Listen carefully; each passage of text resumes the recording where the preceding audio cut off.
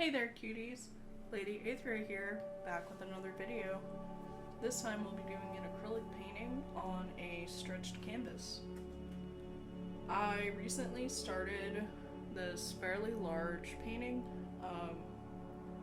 I think it's a 17 by 24 or something like that.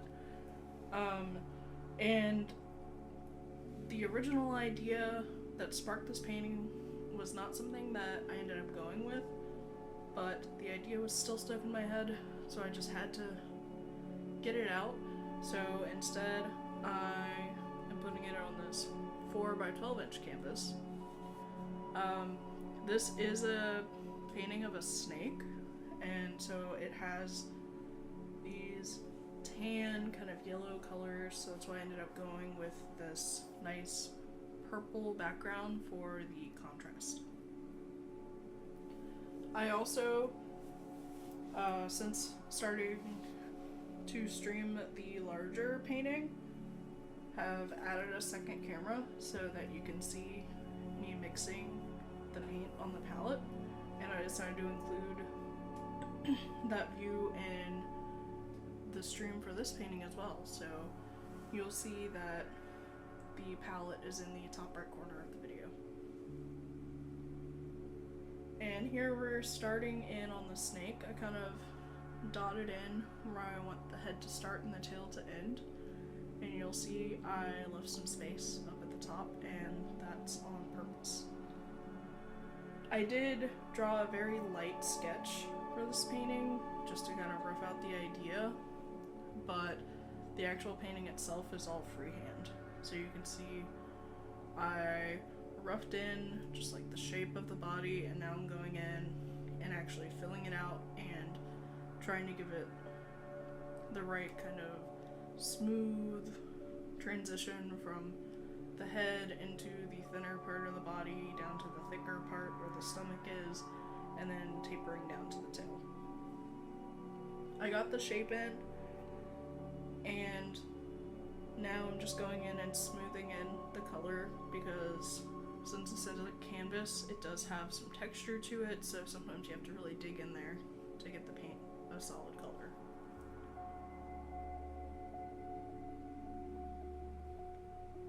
And there is a small representation of what's going to be in that empty space at the top, but I don't want to give away what that is quite yet. Now I've mixed up a slightly darker tone because this snake has kind of a warmer, darker tone down their body where the pattern runs.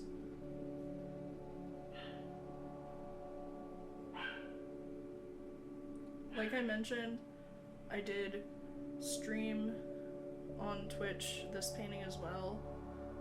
The painting took probably 4 hours.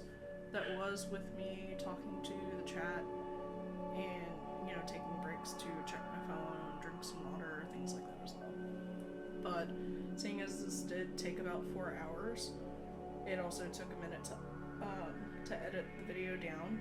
So I'm sorry if some spots are a bit rough or too sped up, but I didn't want this video to be too long. Now I'm going in and kind of sketching out the pattern of the snake. It does have a pretty consistent pattern down its body.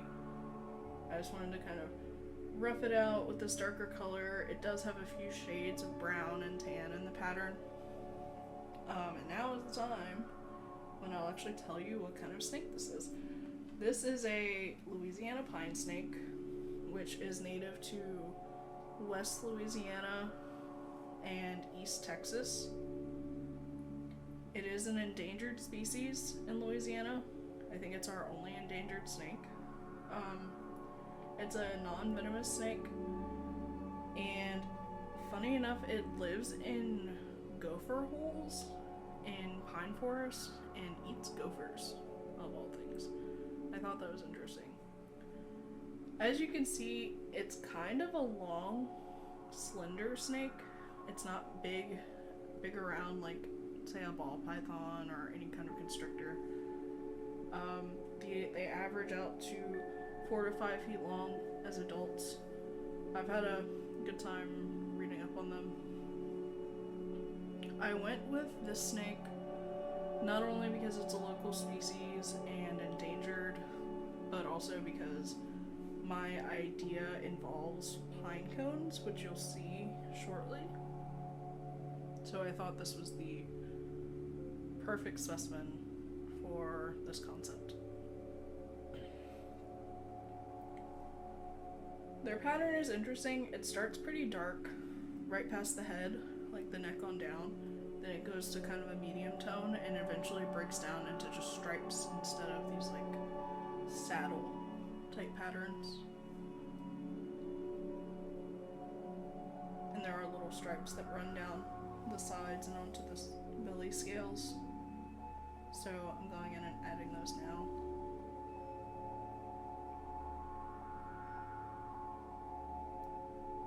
Because this is such a small canvas, I'm not adding each individual scale like I plan to for the larger painting that's behind this small one that I was just using as a background.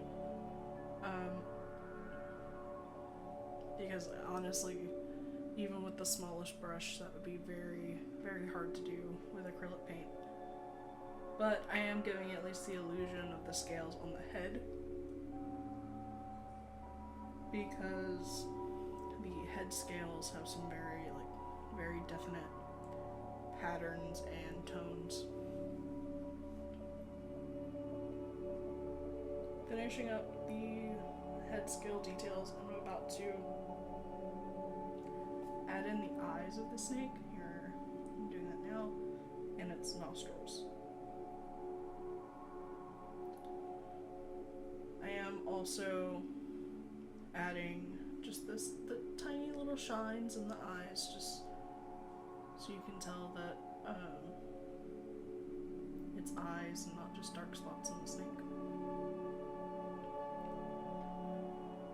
And I'm going to bring you in for a closer look of the snake in the pattern. You can see that around the edges of the body it's a little bit fuzzy, but I am going to take care of that in a moment.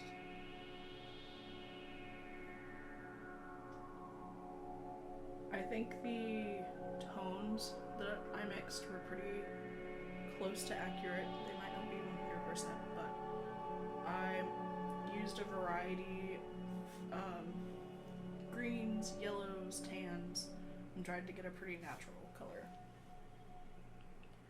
Then I went in with a darker version of the background color and filled in all around the snake just to give it a bit more dimension and, like I mentioned, to clean up those lines of the body. I almost wish I had gone with a different color on each side of the snake just for some more interest, but I do like how this turned out. It's just watching this back and seeing only the one side filled in with the dark purple looks kind of cool to me.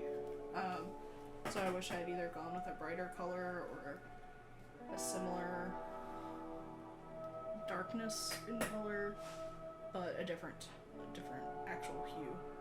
Similar tone, different hue. And I did flip the canvas upside down so that I could get into the nooks and crannies without putting my hand in the wet paint.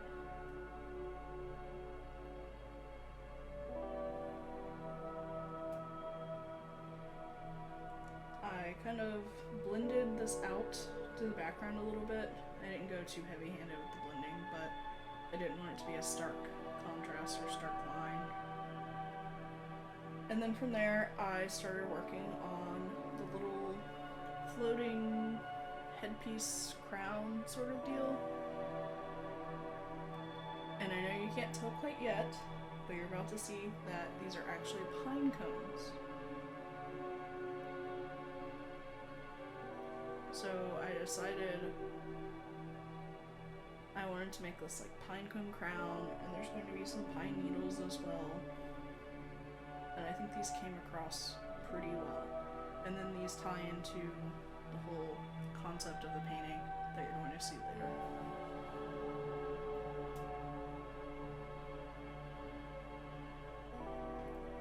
Mixing up all my tones of brown.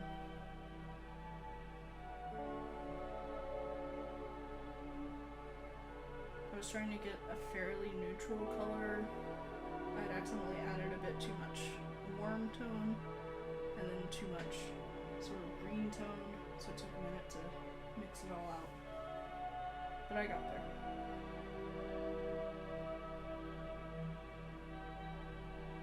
Now I'm going in and adding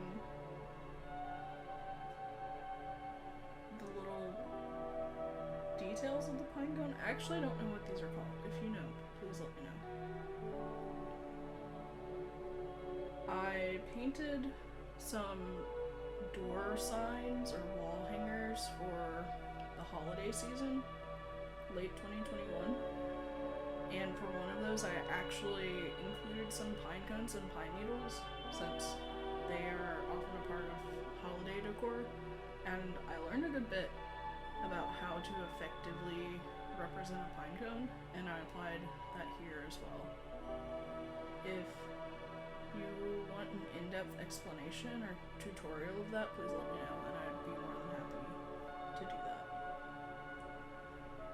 It got cut out because I pulled the canvas off of the easel to do it, but I did add just the slightest bit of yellow around the pine cones, just to give them almost an ethereal quality, since they were supposed to be kind of a crown.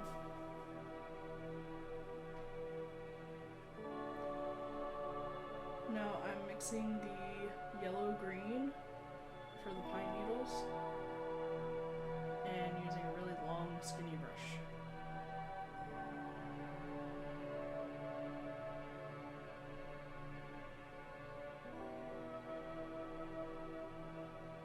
This is something I would usually do with a paint marker, like a Posca or something similar, just because you can get these thin, wispy lines really easily, but I decided to go ahead and do it with the brush and got in really close and got the details done. I think it worked. I think it worked out pretty well.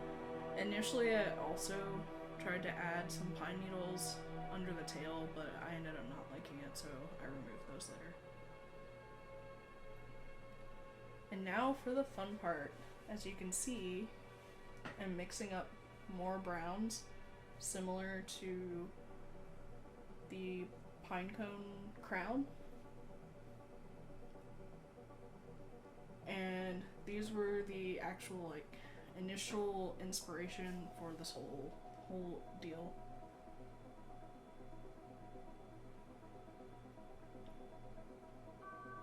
I was scrolling through Instagram and I saw someone post a video of them just walking through the woods and taking in the sights, and they took different photos and small video clips of things they saw along the way.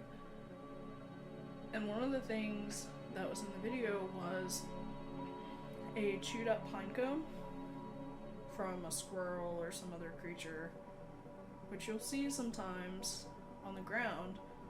And the first thing that occurred to me is that it looked like it could totally be some very textured snakeskin. Very brown, like not see-through snakeskin, but it looked like it could have just popped off of a snake. So I was inspired to do something with the snake where it looks like bits of pine cone are popping off of it. Which you can see I did here. Now, I added them on, but I didn't like how small they were, so I am going in and covering them up. And I'm making them a little bit bigger and re-adding those details. But I had to get this out of my head onto canvas.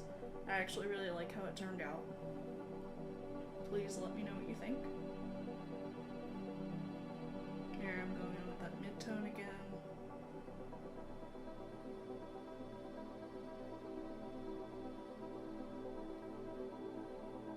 I didn't want to add too many of these, so there are only 4 in total, but I really prefer them as this slightly larger size than before.